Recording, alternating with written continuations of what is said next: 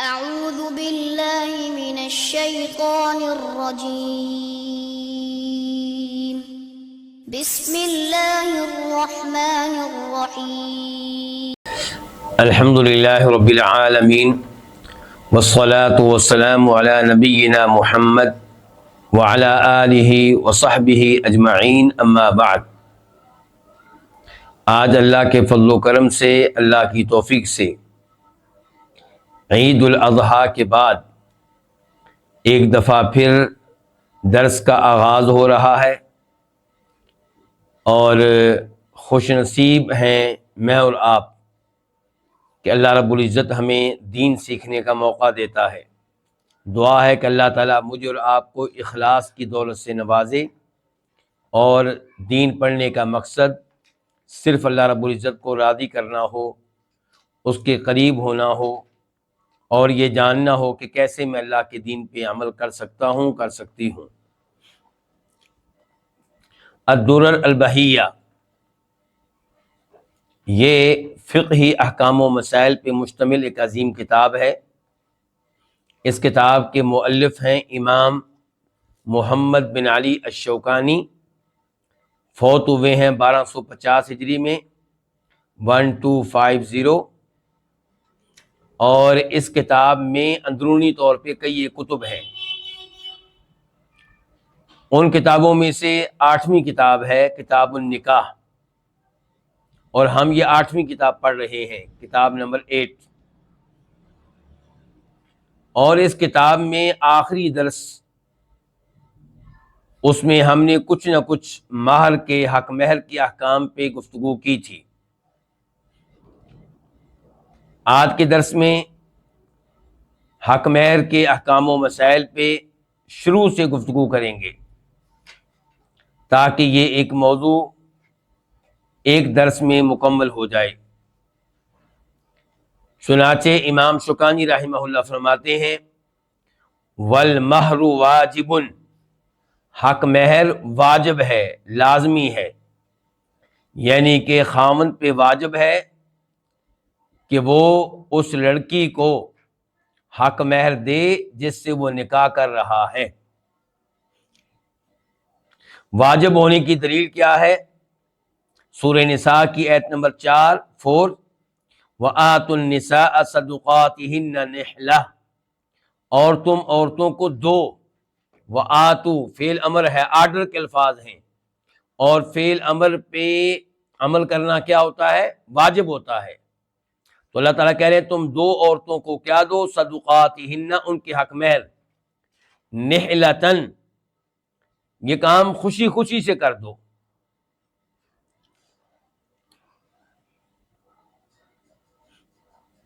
اور حدیث شریف سے بھی ہمیں یہ دلیل ملتی ہے کہ حق مہر ادا کرنا لازمی اور ضروری ہے۔ اس کی دلیل وہ لمبی حدیث ہے جس کو امام بخاری روایت کرتے ہیں، نمبر ہے 5135، 5135، اور امام مسلم روایت کرتے ہیں، نمبر ہے 1425، 1425۔ راوی ہے سہل بن سعد رضی اللہ تعالی عنہ، کہ ایک عورت آئی نبی علیہ الصلوۃ والسلام کے پاس اور کہنے لگی کہ میں نے اپنا نفس آپ کو ہبہ کر دیا ہے۔ کیا مطلب ہے اس کا؟ کہ آپ مجھ سے شادی کر لیں اور اس کے اوپر میں کوئی معاوضہ نہیں لوں گی، حق مہر نہیں لوں گی، کیونکہ میں نے اپنا نفس، اپنا جسم آپ کو ہبہ کر دیا۔ وہ کھڑی رہی، آپ کے جواب کا انتظار کرتی رہی۔ تو ایک آدمی نے محسوس کیا کہ آپ علیہ الصلوۃ والسلام اس سے نکاح کرنے میں رغبت نہیں رکھتے۔ تو اس آدمی نے کہا، اس صحابی نے کہا کہ اللہ کے رسول علیہ الصلوۃ والسلام، آپ میری شادی اس عورت سے کر دیں اگر آپ کو اس سے شادی کرنے میں کوئی دلچسپی نہیں ہے۔ تو آپ نے کہا کیا تمہارے پاس کوئی ایسی چیز ہے جو تم بطور حق مہر اس عورت کو دے سکو؟ تو وہ کہنے لگے میرے پاس اس چادر کے سوا کچھ نہیں ہے جو میں نے تہبند کے طور پہ، ازار کے طور پہ باندھ رکھی ہے، یعنی کہ دو چادریں بھی نہیں ہیں، چادر بھی ایک ہی ہے۔ تو آپ علیہ الصلوۃ والسلام نے کہا کہ اگر تم یہ چادر اس عورت کو بطور حق مہر دے دو گے تو پھر تم ننگے بیٹھے رہو گے چادر کے بغیر؟ کوئی اور چیز تلاش کرو اور چیز تلاش کرو کس کام کے لیے؟ حق مہر کے لیے۔ اس کا مطلب ہے ضروری ہے جس کے اوپر آپ اتنا زور دے رہے ہیں۔ جو ہی صحابی نے کہا تھا کہ میں شادی کرنا چاہتا ہوں، آپ نے کہا کوئی چیز ہے بطور حق مہر؟ انہوں نے کہا کہ ایک طے بند ہے بس۔ فرمایا کوئی اور چیز تلاش کرو، اور کوئی چیز ڈھونڈ کر لاؤ۔ تو انہوں نے کہا میرے پاس کچھ نہیں ہے۔ تو آپ نے کہا التمس، حق مہر کے طور پہ کوئی چیز ڈھونڈو، چاہے وہ لوہے کی انگوٹھی ہو۔ تو کیا پتا چل رہا ہے حق مہر واجب ہے یا واجب نہیں ہے؟ واجب ہے۔ تو ان کو کچھ نہیں ملا، لوہے کی انگوٹھی بھی نہیں ملی۔ تو آپ نے کہا امعک من القرآن شیء، کیا تمہارے پاس قرآن کریم میں سے کچھ ہے؟ کہنے لگے جی ہاں، یہ صورت اور یہ صورت، کئی صورتوں کا اس صحابی نے نام لیا کہ یہ صورتیں مجھے یاد ہیں، میں ان کا حافظ ہوں۔ تو آپ نے کہا زوجناکھا بما معک من القرآن، کہ ہم تمہاری شادی اس عورت سے کر رہے ہیں اس قرآن کے بدلے میں جو تمہارے پاس ہے، یعنی کہ وہ قرآن تو نے اس کو سکھانا ہے، قرآن کریم کی تعلیم دینی ہے۔ تو اس سے پتہ چلا کہ حق مہر کس قدر ضروری ہے۔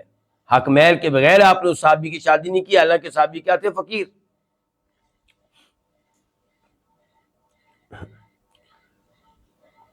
وَتُكْرَهُ الْمُغَالَاةُ فِيهِ، اور حق مہر کے معاملے میں حد سے آگے بڑھنا، غلو کرنا، حق مہر کو بہت بڑھا دینا، یہ ناپسندیدہ ہے، مکروہ ہے۔ یعنی کہ حق مہر بہت زیادہ مقرر کر دینا یہ ناپسندیدہ ہے۔ امام ابن تیمیہ رحمہ اللہ اس کی وضاحت میں کہتے ہیں کہ ناپسندیدہ ہے اس آدمی کے لیے جو ادا کرنے کا ارادہ ہی نہیں رکھتا۔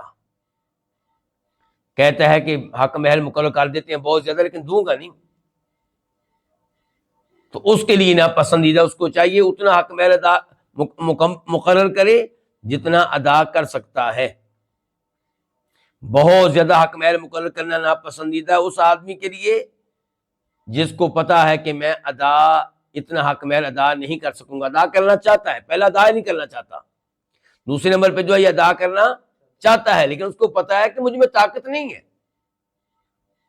حالات میرے ایسے نہیں ہیں، تو پھر اس کے لیے بھی بہت زیادہ حق مہر مقرر کرنا یہ ناپسندیدہ ہے۔ لیکن جو حق مہر ادا کرنے کی طاقت رکھتا ہے، مالدار ہے، وہ زیادہ حق مہر ادا کرے، زیادہ حق مہر مقرر کرے تو وہ بھی ٹھیک ہے، وہ بھی کیا ہے؟ ٹھیک ہے۔ اور زیادہ حق مہر کی حد کیا؟ آخری حد کتنا حق مہر زیادہ سے زیادہ مقرر کرنے کی اجازت ہے اور اس سے اوپر اجازت نہیں ہے۔ تو زیادہ سے زیادہ حق مہر کی کوئی لمٹ مقرر نہیں ہے، کوئی حد مقرر نہیں ہے۔ اور اس کے دلائل میں سے ایک دلیل سورہ نساء کی آیت نمبر 20 ہے، 20، جس میں اللہ تعالیٰ کہتے ہیں وَإِنْ أَرَدْتُمُ اسْتِبْدَالَ زَوْجٍ مَّكَانَ زَوْجٍ، اگر تم ایک بیوی کی جگہ پہ دوسری بیوی لانا چاہتے ہو، یعنی کہ پہلی بیوی کو چھوڑنا چاہتے ہو، طلاق دینا چاہتے ہو، کسی اور سے شادی کرنا چاہتے ہو، وَآتَيْتُمْ إِحْدَاهُنَّ قِنطَارًا، اور تم نے اس عورت کو جس کو تم اب چھوڑنا چاہتے ہو حق مہر کے طور پہ کیا دے رکھا تھا؟ قنطار، یعنی خزانہ،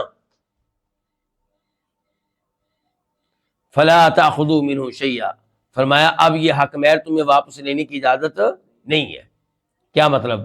ایک تو آپ اس کو طلاق دینا چاہ رہے ہیں، چھوڑنا چاہ رہے ہیں، اس کی جگہ پہ کوئی اور لڑکی لانا چاہ رہے ہیں، اور ایک آپ چاہتے ہیں کہ اس کو آسانی سے نہ چھوڑوں، تڑپا تڑپا کر چھوڑوں، اذیتیں دے کر چھوڑوں، حتیٰ کہ یہ حق مہر میرا واپس کر دے، وہ جو میں نے اس کو دیا تھا 1 کروڑ روپیہ، وہ جو میں نے دیا تھا اس کو 10 کروڑ روپیہ، وہ یہ واپس کرے۔ تو اللہ تعالیٰ نے کہا اس چیز کی آپ کو اجازت نہیں ہے۔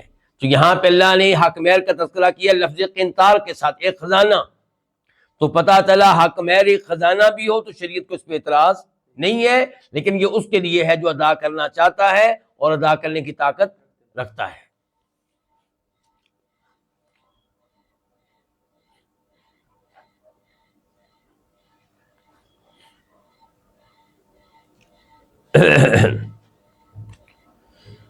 اچھا، یہ جو کہا تھا کتاب کے مؤلف نے کہ حق مہر کو بہت بڑھانا، حق مہر کے معاملے میں مبالغہ کرنا یہ ناپسندیدہ ہے، اس کی دلیل کیا ہے؟ ناپسندیدہ ہونے کی دلیل کیا ہے؟ اس کی دلیل وہ حدیث ہے جس کو امام ابو داؤد رحمہ اللہ روایت کرتے ہیں، نمبر ہے 2117 2117، کہ فرمایا نبی علیہ الصلوۃ والسلام نے خیر النکاح ایسرہ، بہترین نکاح وہ ہوتا ہے جو آسانی والا ہو۔ تو جس نکاح میں حق مہر کم ہوگا وہ کیا ہوگا؟ آسانی والا، اور جس نکاح میں حق مہر زیادہ ہوگا وہ آسانی والا نہیں ہوگا۔ یہاں پہ یہ بات بھی ذہن میں رہے، شریعت ترغیب دیتی ہے آپ کو کہ آپ نکاح آسانی والا کریں، اس میں بہت زیادہ مال خرچ نہ کیا گیا ہو۔ لیکن ایک شخص اپنی شادی پہ بہت مال خرچ کر رہا ہے، جوتا خریدنے پہ، اپنا لباس خریدنے پہ، شادی والا، شادی کی تقریب پہ، گھر کو سجایا ہے، بہت کچھ کیا ہے، اور حق مہر کی باری آتی ہے تو کہتا ہے جی 100 روپیہ۔ تو یہ حرکت بھی غیر مناسب ہے۔ شریعت چاہتی ہے نکاح میں آسانی ہو، تو غریب آدمی جو ہے وہ پورے شادی کے پروگرام میں پھر آسانی کی طرف جائے۔ ایسا نہیں ہونا چاہیے کہ دیگر امور میں تو آپ بہت پیسہ خرچ کر رہے ہو اور حق مہر کی باری آئے تو وہاں مسکین بن جائیں۔ تو بہرحال حق مہر مقرر کرنے کے معاملے میں حد سے آگے نکل جانا، اپنی طاقت سے اوپر چلے جانا، یہ پسندیدہ نہیں ہے۔ اس کی ایک دلیل یہ حدیث آپ کو بتائی گئی ہے کہ آپ علیہ الصلوۃ والسلام کا فرمان ہے بہترین نکاح وہ ہے جو آسانی والا ہو۔ دوسری حدیث جسے امام مسلم روایت کرتے ہیں، نمبر ہے 1424 1424، راوی ہے ابو ہریرہ رضی اللہ تعالی عنہ، کہتے ہیں کہ ایک آدمی نبی علیہ الصلوۃ والسلام کے پاس آیا اور اس نے کہا کہ اللہ کے رسول علیہ الصلوۃ والسلام، میں نے ایک انصاری عورت سے شادی کی ہے۔ تو آپ علیہ الصلوۃ والسلام نے اس آدمی سے کہا ہل نظرت الیہا، کیا تو نے پہلے اس عورت کو دیکھا تھا شادی سے پہلے؟ فإن فی عیون الانصار شیئا، کیونکہ انصاریوں کی آنکھوں میں کبھی مسئلہ ہوتا ہے، یعنی کہ چاہیے یہ تھا کہ آپ پہلے اس عورت کو دیکھ لیتے، اس کی آنکھیں دیکھ لیتے، اس کا چہرہ دیکھ لیتے۔ شریعت نے اس غرض کے لیے عورت کو ایک نظر دیکھنے کی اجازت دی ہے۔ کیوں؟ کیونکہ انہوں نے میاں بیوی کے طور پہ کوئی ایک دن آپس میں ایک ساتھ نہیں گزارنا۔ کتنے دن گزارنے ہیں؟ ممکن ہے وہ 20 سال ہوں، 30 سال ہوں، 40 سال ہوں، 50 سال ہوں، 60 سال ہوں۔ تو ایسی عورت جس کے ساتھ آپ نے 60 سال گزارنے، اس کو پہلے دیکھ تو لیں، آپ کو پسند ہے یا نہیں۔ ایسا نہ ہو کہ پھر آپ کو پسند نہ آئے اور آپ دوسرے دن اس کو طلاق دے دیں، ایک ہفتے کے بعد طلاق دے دیں، مہینے کے بعد طلاق دے دیں۔ شریعت ایسا نہیں چاہتی۔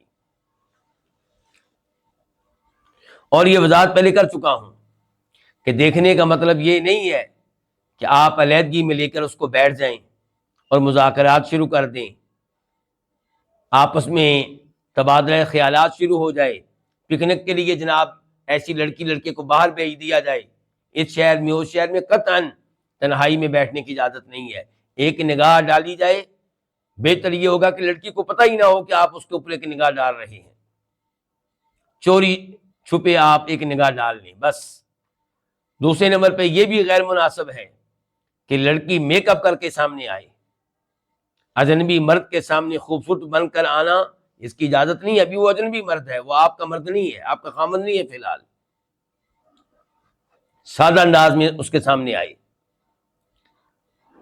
اور اس کا مطلب یہ بھی نہیں ہے کہ بار بار اس کو دیکھا جائے، یہ بھی مطلب اس کا نہیں ہے۔ تو صحابی کہنے لگے جی اللہ کے رسول، میں نے اس کو دیکھا ہے علیہ الصلوۃ والسلام۔ تو آپ نے کہا الا کم تزوجتہا، کتنے حق مہر پہ تو نے اس سے شادی کی، حق مہر کتنا باندھا گیا ہے؟ قال علی 4 اباق، 4 اوقیے، یعنی کہ 160 درہم. کتنا؟ 160 درہم، چاندی کے سکے 160. فقال له النبی صلی اللہ علیہ وسلم علی 4 اباق، تو نے حق مہر 160 درہم باندھ دیا ہے. یعنی کہ اتنا کیوں باندھا ہے؟ جب تم غریب ہو، جب تم کیا ہو؟ غریب ہو. یہ الفاظ حدیث میں نہیں آئے، لیکن سیاق و سباق سے یہی معلوم ہو رہا ہے کہ جب تم غریب ہو، فقیر ہو، اتنے پیسے اب تمہارے پاس نہیں ہے، اب پریشان ہو، تو کیوں اتنا حق مہر باندھا ہے؟ کأنما تنحتون الفضة من عرض هذا الجبل، تم اتنا زیادہ حق مہر یوں باندھ لیتے ہو جیسے کہ تم چاندی اس پہاڑ کے پہلو سے، دامن سے تراشتے ہو. جیسے ہم کہتے ہیں نا اردو میں کہ جیسے یہ درختوں کے اوپر یہ ڈالر لگے ہوئے ہوں یا پاؤنڈ لگے ہوئے ہوں یا روپیہ لگا ہوا ہو، تو صورتحال ایسی نہیں ہے. تو پھر جب تمہارے پاس اتنا مال نہیں ہے اور مال آسانی سے حاصل کرنا بھی ممکن نہیں ہے، کیوں اتنا حق مہر باندھا ہے؟ ما عندنا ما نعطیک، ہمارے پاس مال نہیں ہے کہ ہم تمہیں دے سکیں. اس کا مطلب ہے کہ وہ مدد کے لیے آیا تھا، صحابی مدد کے لیے آیا تھا کہ اللہ کے رسول میں نے شادی کی ہے، حق مہر کے معاملے میں میری مدد کریں. تو آپ کہہ رہے ہیں ما عندنا ما نعطیک، ہمارے پاس اتنا مال نہیں ہے کہ تمہیں دے سکیں. تو جب یہ صورتحال ہو تو پھر زیادہ حق مہر مقرر کرنا کیا ہے؟ ناپسندیدہ ہے. فرمایا ولیکن عسیٰ ان نبعثک فی بات تصیب منہ، لیکن جلد ہی ہم تمہیں بھیجیں گے کسی لشکر کے ساتھ، امید ہے کہ تمہیں اس لشکر کے ساتھ رہتے ہوئے مال حاصل کرنے کا موقع مل جائے گا. چنانچہ آپ نے ایک لشکر بھیجا اور اس میں اس آدمی کو بھی بھیجا. تو اس حدیث سے بھی کیا پتا چلا کہ جس حق مہر کو ادا کرنے کی گنجائش نہیں ہے وہ حق مہر مقرر کرنے سے بچا جائے. حرام نہیں ہے لیکن بچا جائے. تیسرے نمبر پہ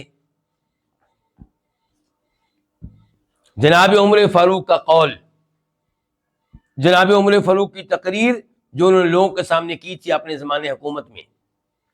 کہا تھا الا لا تغالوا فی صدوق النساء، کہ لوگوں عورتوں کے حق مہر مقرر کرنے کے معاملے میں غلو نہ کرو، حد سے آگے نہ بڑھو. فإنها لو كانت مكرمة في الدنيا أو تقوى عند الله كان أولاكم بها رسول الله صلی اللہ علیہ وسلم. اگر حق مہر زیادہ باندھنا یہ کوئی عزت والی بات ہوتی، شرف والی بات ہوتی، فضیلت والی بات ہوتی، یا اللہ کے ہاں تقوی والی بات ہوتی، تو پھر نبی علیہ الصلوۃ والسلام اس معاملے میں سب سے آگے ہوتے. یعنی کہ آپ اپنی بیٹیوں کا حق مہر بہت زیادہ مقرر کرواتے اور اپنی بیویوں کو بھی بہت زیادہ حق مہر دیتے. کہتے ہیں جناب عمر فاروق ما اصدق امرأة من نسائه ولا اصدقت امرأة من بناته فوق 12 اوقیہ، کہ نبی علیہ الصلوۃ والسلام نے اپنی کسی بیوی کو 500 درہم سے زیادہ حق مہر نہیں دیا، اور نہ ہی آپ کی کسی بیٹی کا حق مہر 500 درہم سے زیادہ مقرر کیا گیا. کتنے درہم؟ 500 درہم. یہ چاندی کے سکے ہیں اور ان کا وزن بنتا ہے موجودہ زمانے میں 1 کلو 530 گرام سے کچھ زیادہ، یعنی کہ 1530 گرام چاندی.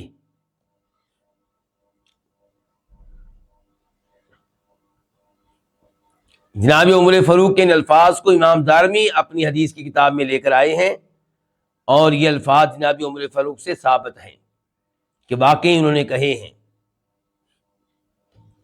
تو نبی علیہ الصلوۃ والسلام کی 2 حدیثوں سے اور جناب عمر فاروق کی اس گفتگو سے، یہ بھی حدیث ہے کیونکہ اس میں تذکرہ کیا اللہ کے نبی علیہ السلام کی بیٹیوں کا اور بیویوں کا، تو ان 3 احادیث سے پتہ چلا کہ حق مہر مقرر کرنے کے معاملے میں حد سے آگے نکل جانا یہ ناپسندیدہ ہے. وَيَصِحُّ وَلَوْ خَاتَمًا مِّنْ حَدِيدٍ أَوْ تَعْلِيمَ قُرْآنٍ. وَيَصِحُّ حق مہر درست ہوگا. حق مہر کیا ہوگا؟ درست ہوگا، شریعت کی نگاہوں میں قابل قبول ہوگا، چاہے وہ لوہے کی ایک انگوٹھی ہو یا قرآن کی تعلیم ہو. پہلے میں کہہ چکا ہوں کہ زیادہ سے زیادہ حق مہر کتنا ہو سکتا ہے؟ کوئی حد نہیں ہے، شریعت نے کوئی حد مقرر نہیں کی. اب سوال یہ ہے کہ کم از کم حق مہر کتنا ہو سکتا ہے؟ جی حسن، ہمارے حنفی علماء کرام نے پبلک میں مشہور کر رکھا ہے 10 درہم، چاندی کے 10 سکے، جبکہ بات صحیح نہیں ہے. زیادہ سے زیادہ حق مہر کتنا ہوگا؟ شریعت نے اس کی کوئی لیمٹ، کوئی حد بیان نہیں کی. اور کم از کم کتنا ہوگا؟ شریعت نے اس کی بھی کوئی حد بیان نہیں کی. چاہے آپ 1 روپیہ رکھ لیں، چاہے 1 دینار رکھ لیں، چاہے 1 درہم رکھ لیں، چاہے 1 ڈالر رکھ لیں، جس چیز پہ لڑکی کا اور لڑکے کا اتفاق ہو جائے، مراد یہ کہ لڑکی کے ولی کا. یہاں پہ کہہ رہے ہیں کہ وَيَصِحُّ حق مہر درست ہوگا، یعنی کہ شریعت کی نگاہ میں، چاہے وہ لوہے کی ایک انگوٹھی ہو یا قرآن کریم کی تعلیم ہو. اور اس کی دلیل وہ حدیث ہے جو ابھی ہم نے پڑھی اور سنی ہے کہ ایک عورت آپ کے پاس آئی، کہا کہ میں اپنا نفس آپ کو ہبہ کرتی ہوں، یعنی کہ بغیر حق مہر کے آپ سے نکاح کے لیے تیار ہوں. تو آپ نے دلچسپی نہیں لی، تو ایک صحابی نے کہا کہ اللہ کے رسول پھر میرا اس سے نکاح کر دیں. تو آپ نے کہا حق مہر لے کر آؤ. اس نے کہا میرے پاس کچھ نہیں ہے. فرمایا لے کر آؤ، چاہے لوہے کی انگوٹھی لے آؤ. اب لوہے کی انگوٹھی کی قیمت 10 درہم تو نہیں ہوتی. چاندی کی انگوٹھی نہیں کہا، کیا کہا ہے؟ لوہے کی انگوٹھی. اور جب اس کے پاس یہ بھی حق مہر دینے کے لیے یہ انگوٹھی بھی نہیں تھی، فرمایا پھر قرآن کریم جتنا تم نے یاد کر رکھا ہے وہی حق مہر ہے، اس کی تعلیم تم نے اس عورت کو دینی ہے. تو پتہ چلا حق مہر مال بھی ہو سکتا ہے اور کوئی منفعت بھی ہو سکتی ہے کہ آپ نے اس عورت کا یہ فائدہ کرنا ہے، اس کو یہ سکھانا ہے، اس کو اس چیز کی تعلیم دینی ہے. مثال کے طور پہ آپ نے اس کو سلائی کا طریقہ سکھانا ہے، یا آپ نے مثال کے طور پہ اس کو ایک سورت کی تفسیر سکھانی ہے، یا آپ نے اس کو حسن مسلم کی دعائیں سکھانی ہیں. تو اس قسم کی چیز حق مہر ہو سکتی ہے.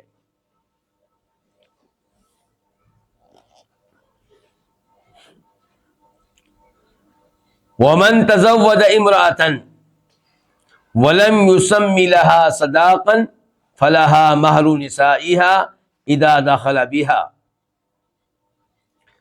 وَمَن تَزَوَّجَ امْرَأَةً، اور جو کوئی شادی کرے کسی عورت سے، وَلَمْ يُسَمِّ لَهَا صَدَاقًا، اور اس کے لیے حق مہر مقرر نہ کرے، فَلَهَا، تو اس عورت کو پھر کیا ملے گا؟ حق مہر کے طور پہ. حق مہر تو مقرر ہی نہیں ہوا، شادی ہوئی ہے لیکن اس میں حق مہر مقرر نہیں کیا گیا. فرمایا فَلَهَا، تو اس کے لیے حق مہر کیا ہوگا؟ مَهْرُ نِسَائِهَا، اس کے خاندان کی عورتوں جتنا حق مہر ہوگا اس کا. اذا دخل بها، جب وہ اس کے ساتھ دخول کر لے، جب اس کے ساتھ میاں بیوی کا تعلق قائم کرے. اچھا جی، پہلے ہمیں دلیل چاہیے اس مسئلے کی کہ نکاح حق مہر مقرر کیے بغیر کر لیا جائے تو نکاح ہو جائے گا. اس کی دلیل قرآن حکیم کی یہ آیت ہے، سورہ بقرہ آیت نمبر 236 ٹو 36 جی ہاں. لا جناح علیکم، اللہ تعالیٰ کہہ رہے ہیں تمہارے اوپر کوئی گناہ نہیں ہے، ان طلقتم النساء، اگر تم عورتوں کو کیا دے دو؟ طلاق دے دو. یعنی کہ اس عورت کو طلاق دینے میں کوئی حرج نہیں ہے، ما لم تمسوہن، جس کو ابھی آپ نے ہاتھ بھی نہیں لگایا، یعنی کہ جس کے ساتھ میاں بیوی کا تعلق قائم نہیں کیا. او تفریضوا لہن فریضہ، اور جن کا حق مہر بھی مقرر نہیں کیا۔ طلاق دینے کی اجازت مل رہی ہے اس عورت کو جس سے نکاح ہو چکا اور ابھی حق مہر مقرر نہیں ہوا۔ اس کا مطلب اس کا نکاح ٹھیک تھا نا، پھر نکاح ٹھیک تھا نا، جی ہاں۔ تو اللہ تعالیٰ اس آیت میں مسئلہ بیان کر رہے ہیں کہ جس عورت سے آپ کا نکاح ہوا اور آپ نے ابھی تک اس سے میاں بیوی کا تعلق قائم نہیں کیا اور حق مہر بھی مقرر نہیں ہوا تھا، تو آپ اس کو طلاق دیتے ہیں تو اس میں کوئی حرج نہیں ہے۔ اب آپ کیا کریں گے؟ اس کو کیا دیں گے؟ اب طلاق کے ساتھ آپ اس کو اپنی مالی گنجائش کے مطابق کوئی نہ کوئی تحفہ دیں گے۔ ٹھیک ہو گیا؟ تو یہ آیت میں نے ابھی آپ کے سامنے کیوں رکھی ہے؟ کیا مسئلہ ثابت کرنے کے لیے کہ حق مہر مقرر کیے بغیر نکاح ہو جاتا ہے، اگرچہ اچھی بات نہیں ہے۔ اچھی بات یہی ہے کہ آپ نکاح کی تقریب میں حق مہر باقاعدہ مقرر کریں، اس کا اعلان ہو، گواہوں کو بھی پتہ چلے، اور اس سے بھی افضل بات یہ ہے کہ فوری طور پہ ادا کریں۔ لیکن حق مہر مقرر کیے بغیر نکاح کیا جائے تو نکاح ہو جائے گا، اور حق مہر ادا کیے بغیر میاں بیوی کا تعلق قائم کیا جائے تو وہ تعلق بھی درست ہوگا، غلط نہیں ہوگا۔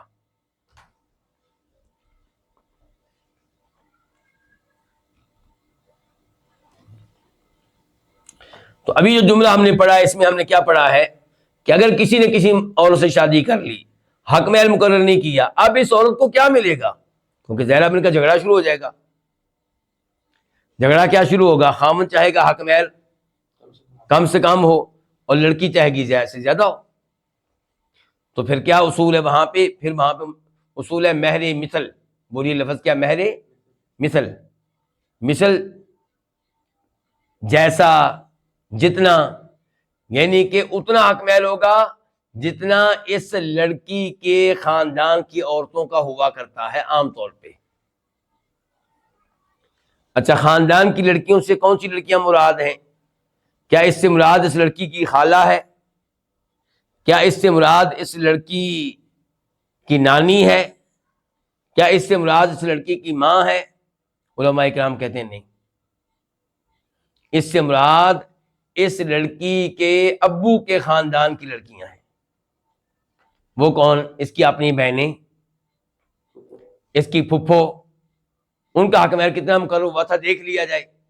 3-4 بہنوں، اس کی بہنوں کی پہلے شادی ہو چکی ہے، 3-4 اس کی پھپھو ہیں جن کی شادی ہو چکی ہے، ان کا حق مہر دیکھا جائے کتنا تھا۔ مثال کے طور پہ عام طور پہ تھا 50 ہزار روپیہ، البتہ ایک کسی کا 1 لاکھ روپیہ بھی تھا اور ایک کا 10,000 روپیہ بھی تھا، تو عام طور پہ کتنا تھا؟ 50,000۔ تو اس کا بھی 50,000 روپیہ حق مہر مقرر ہوگا۔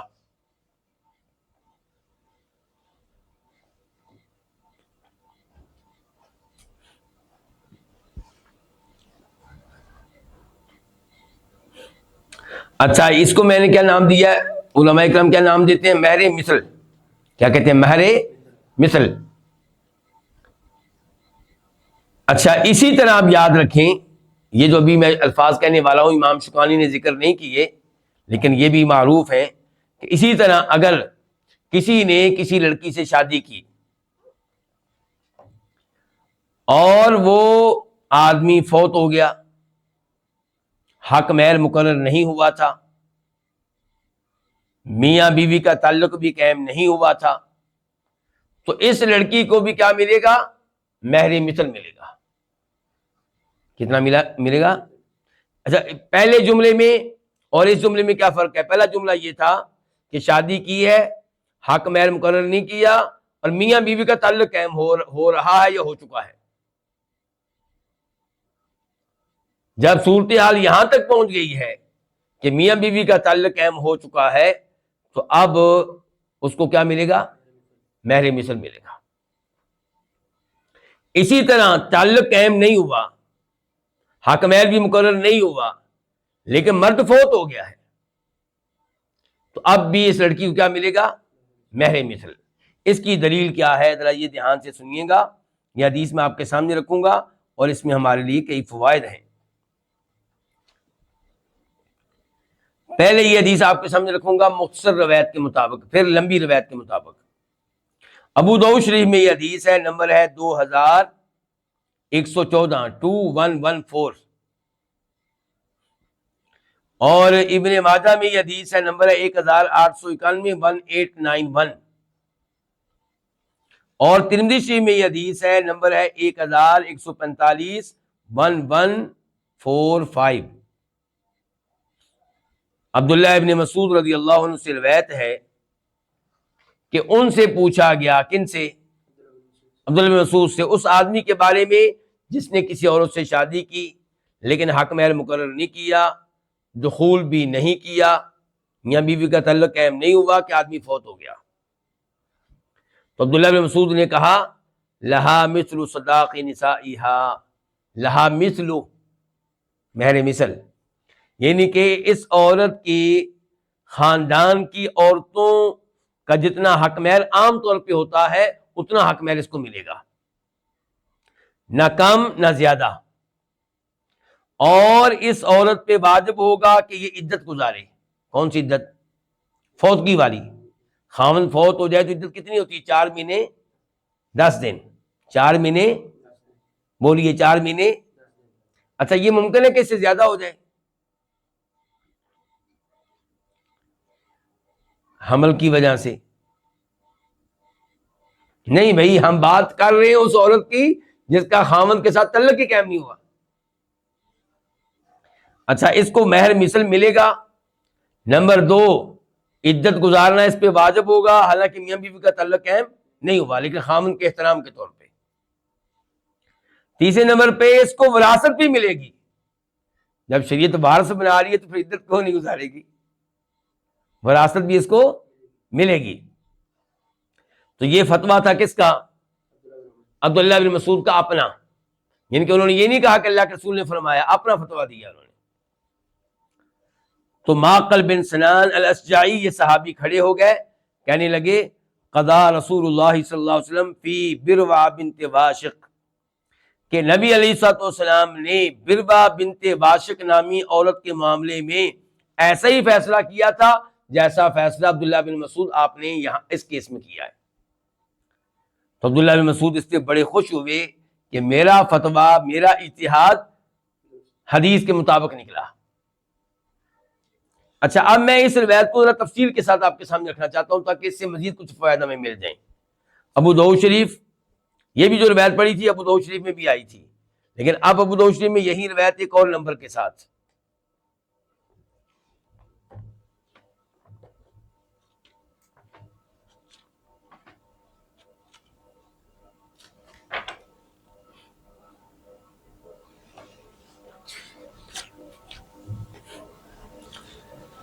جی یہ دیکھیے ذرا،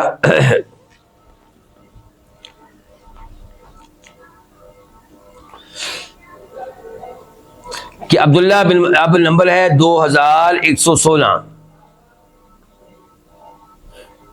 2116، یہ نمبر کہاں سے؟ سنن ابی داؤد سے، کہ عبداللہ بن مسعود کے پاس اس کیس میں، کون سا کیس؟ کہ مرد فوت ہو گیا ہے، حق مہر مقرر نہیں کیا تھا، تعلق بھی میاں بیوی کا قائم نہیں ہوا تھا، اب یہاں پہ کیا کرنا ہے؟ تو اس کیس میں لوگ عبداللہ بن مسعود کے پاس آتے رہے 1 مہینہ، کتنا عرصہ؟ اور 1 مہینے انہوں نے 1 مہینے سے پہلے جواب دینے کی جرت نہیں کی، لوگ آتے رہے، اصرار کرتے رہے اور وہ خاموش ہیں، نہیں جی میں کچھ نہیں کہہ سکتا، میرے پاس حدیث ہی نہیں ہے، غور کر رہا ہوں، سوچ رہا ہوں، اجتہاد کر رہا ہوں۔ ہماری پبلک جو ہے ایسے مسائل میں 1 منٹ سے پہلے فتویٰ دے دیتی ہے۔ کون؟ پبلک۔ علماء سوچ رہے ہوتے ہیں کہ کیا جواب دینا چاہیے، اور پبلک کے ہمارے لوگ ماشاءاللہ اس سے پہلے اپنا فتویٰ جاری کر چکے ہوتے ہیں۔ تو یہاں پہ 1 مہینہ آتے رہے، 1 مہینے کے بعد وہ کہنے لگے فَإِنِّي أَقُولُ فِيهَا إِنَّ لَهَا صَدَاقًا، میں اس کیس میں یہ فیصلہ سنا رہا ہوں کہ اس لڑکی کو حق مہر ملے گا کصداق نسائها، یعنی کہ مہر مثل ملے گا، اس کے خاندان کی عورتوں کو عام طور پہ جو حق مہر ملتا ہے اتنا ملے گا، لا وقص ولا شطط، نہ اس سے کم نہ اس سے زیادہ، وَإِنَّ لَهَا الْمِيرَاث، اس لڑکی کو وراثت بھی ملے گی بطور بیوی، کیونکہ نکاح ہو چکا ہے. وَعَلَيْهَا الْعِدَّةُ، اور اس پہ واجب ہے کہ فوتگی کی عدت بھی گزارے. 4 مہینے 10 دن آگے کہیں شادی نہیں کر سکتی، شوق کپڑے نہیں پہن سکتی، زیب و زینت اختیار نہیں کر سکتی. فَإِن يَكُ صَوَابًا فَمِنَ اللَّهِ، عبداللہ مسعود کہہ رہے ہیں یہ میرا فتویٰ اگر درست ہوا تو پھر یہ میرا کمال نہیں، یہ اللہ کا فضل و کرم ہے. وَإِن يَكُنْ خَطًا، اور اگر میرا یہ فتویٰ غلط ہوا فَمِنِّي وَمِنَ الشَّيْطَانِ، تو پھر یہ میری طرف سے ہے، غلط ہے تو پھر یہ اور شیطان کی طرف سے ہے. واللہ ورسولہ بریئان، اللہ اور اللہ کے رسول کا اس غلط فتوے سے کوئی تعلق نہیں ہوگا. علماء کرام اندازہ کریں کیسے ہیں یہ الفاظ. کہنے اگر میرا فتویٰ درست ہے تو میرا کمال نہیں، اللہ کا فضل و کرم ہے. اگر یہ غلط ہے تو پھر یہ غلطی مجھ سے ہوئی ہے اور اس کے پیچھے شیطان ہے، اللہ کے رسول کا اس سے کوئی تعلق نہیں ہے. فقام ناس من اشجع، چنانچہ اشجع قبیلے کے کچھ لوگ کھڑے ہوئے، ان میں ایک جراح تھے ان کا نام، اور ایک ابو سنان تھے. انہوں نے کہا یا ابن مسعود، اے عبداللہ بن مسعود، نحن نشہد، ہم شہادت دیتے ہیں، ان رسول اللہ صلی اللہ علیہ وسلم قضاها فینا فی بروا بنت واشق، کہ ایسا ہی فیصلہ اللہ کے رسول علیہ السلام نے کیا تھا ہمارے قبیلے کی ایک عورت بروا بنت واشق کے معاملے میں، جیسا فیصلہ آپ نے کیا ہے. ففرح عبداللہ بن مسعود فرحا شدیدا، عبداللہ بن مسعود اس پہ بڑے خوش ہوئے. کیوں؟ ہینا وافق قضاؤہ قضاء رسول اللہ صلی اللہ علیہ وسلم، کیونکہ ان کا فیصلہ، ان کا فتویٰ اللہ کے رسول کے فتوے سے جا ملا، تو اس کے اوپر بڑے خوش ہوئے.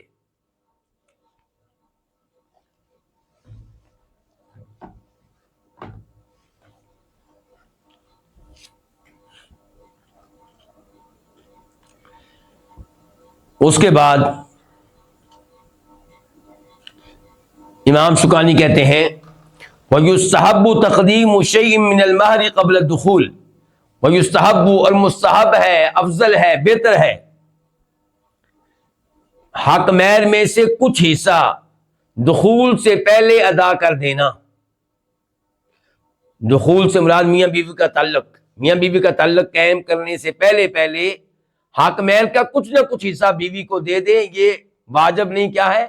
مستحب.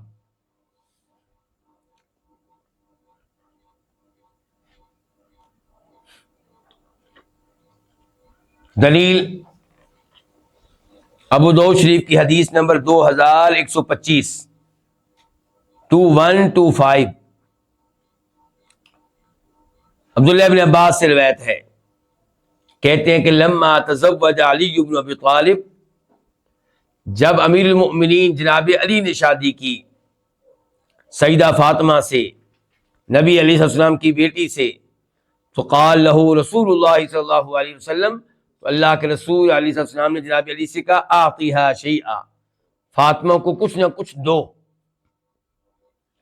فاطمہ کو کچھ نہ کچھ دو. قال ما عندی شیء، جناب علی کہتے ہیں میرے پاس اللہ کے رسول کچھ نہیں ہے. کیا کہہ رہے ہیں؟ میرے پاس. کون کہہ رہے ہیں؟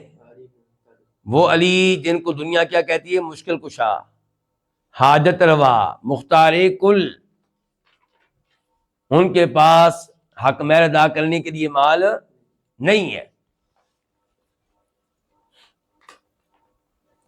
قال، تو آپ علیہ السلام نے کہا این درعک الحطمیہ، تم کہہ رہے ہو کہ تمہارے پاس کچھ نہیں ہے، تمہاری وہ زرہ کہاں گئی؟ حطمی زرہ، جو حطمی کے نام سے معروف ہے، وہ تمہاری زرہ کہاں گئی؟ زرہ کس کو کہتے ہیں؟ عجیب بات ہے، آپ کو زرہ کا بھی نہیں پتا. جنگ میں شریک ہونے والے اپنے پیٹ کے لیے جو قمیض پہنتے تھے لوہے کی تاکہ انہیں دشمن کے حملوں سے بچائے، اسے کیا کہتے ہیں؟ زرہ. تمہاری حطمی زرہ کہاں گئی؟ حطمی زرہ حطمی کیوں کہا گیا ہے؟ علماء کرام کہتے ہیں اس لیے کہ یہ زریں بنانے والے لوگ ان کا تعلق حطمہ سے تھا. حطمہ قبیلہ، یہ قبیلہ کسی آدمی کے نام پہ تھا، تو وہ لوگ بنایا کرتے تھے. اسی لحاظ سے کیا کہا گیا؟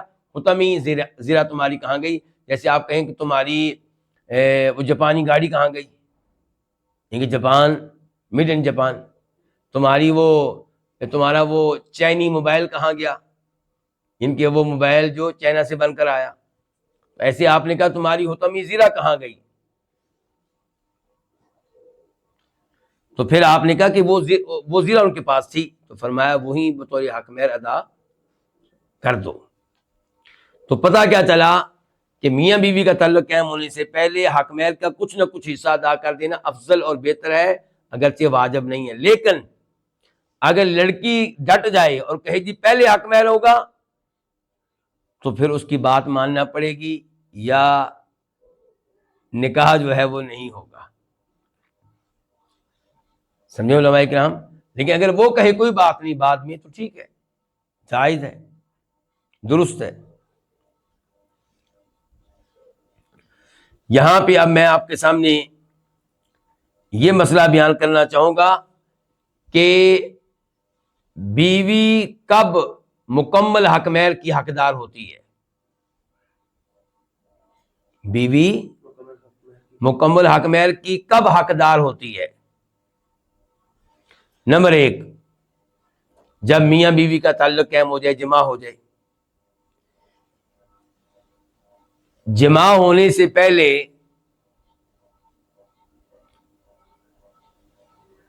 ایسی شکل ہو سکتی ہے کہ وہ پورے حق مہر کی حقدار نہ ہو.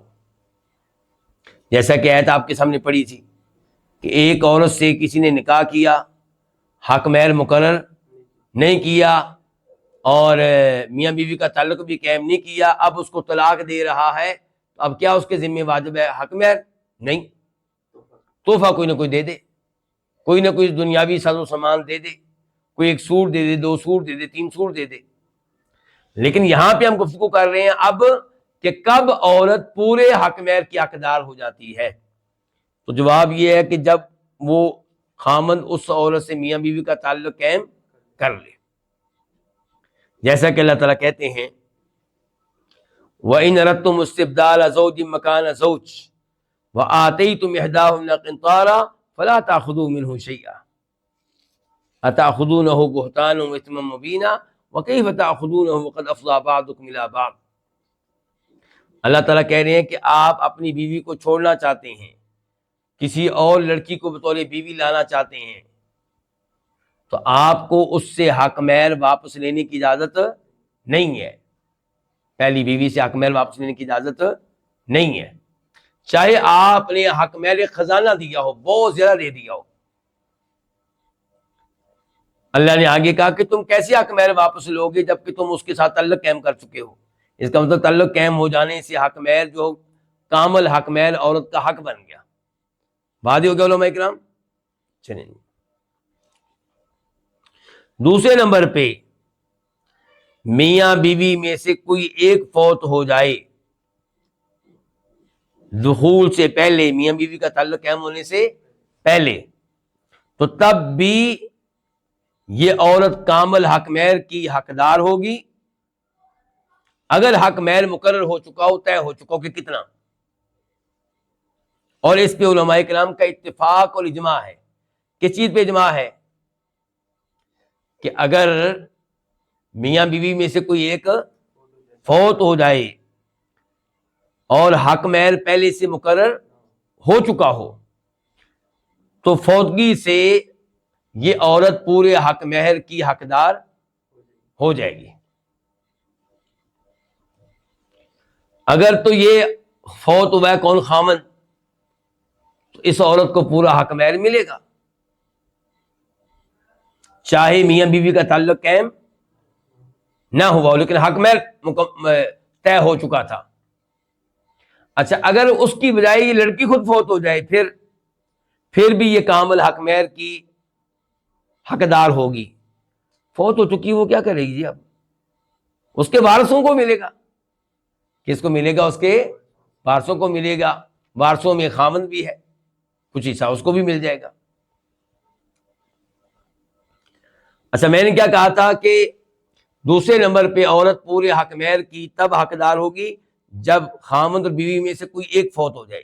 شرط یہ ہے کہ حق مہر مقرر ہو چکا ہو، اور اگر مقرر نہیں ہوا تب بھی یہ مہر مثل کامل کی حقدار ہوگی راجح قول کے مطابق، اور اس دلیل کے مطابق جو ابھی ہم نے سنی اور پڑھی ہے نا، عبداللہ بن مسعود والی حدیث. تیسرے نمبر پہ عورت کامل حق مہر کی حقدار ہوگی جب اسے خامند کے ساتھ علیحدگی میں بیٹھنے کا، رہنے کا موقع دیا جائے، چاہے میاں بیوی کا تعلق قائم نہ ہوا ہو. کیا مطلب؟ لڑکی لڑکے کو علیحدگی میں ہونے کا موقع دیا گیا، ایسی جگہ پہ جہاں ان کو کسی کا خوف و خطرہ نہیں تھا، وہ تعلق قائم کرنا چاہتے تو کوئی ڈر نہیں تھا، کوئی خوف نہیں تھا، کمرہ بالکل بند تھا. تو یہ جو علیحدگی اختیار کی ہے ان دونوں نے آپس میں، وہ علیحدگی جیسی علیحدگی میسر ہوتی ہے کن کو؟ میاں بیوی کو. تو اس پہ بھی یہ عورت کامل حق مہر کی حقدار بن چکی ہے، چاہے خامند نے دلچسپی اس میں نہ لی ہو، تعلق قائم نہ کیا ہو، کوئی وجہ ہو، کوئی سبب ہو، لیکن بہرحال وہ حقدار بن چکی ہے.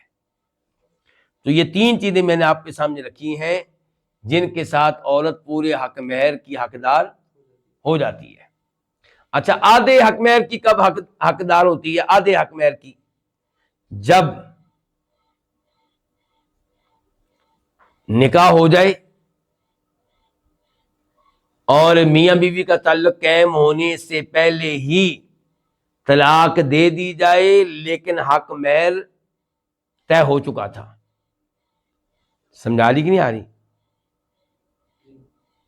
یعنی کہ میاں بیوی بن چکے تھے نکاح کے لحاظ سے، لیکن میاں بیوی کا خاص تعلق قائم نہیں ہوا تھا اور حق مہر طے تھا، مقرر ہو چکا تھا.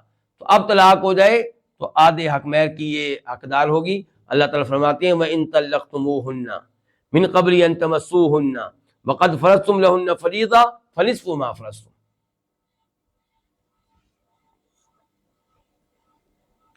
تو یہ آج گفتگو تھی حق مہر کے لحاظ سے، اور مزید اس شادی کے تعلق سے، نکاح کے تعلق سے دیگر موضوعات پہ گفتگو جاری رہے گی. آج کے درس کا یہیں پہ اختتام کرتے ہیں. اللہ رب العزت ہمیں قرآن حکیم اور صحیح احادیث صحیح معنوں میں سیکھنے کی توفیق عنایت فرمائے. وآخر دعوانا الحمد للہ رب العالمین.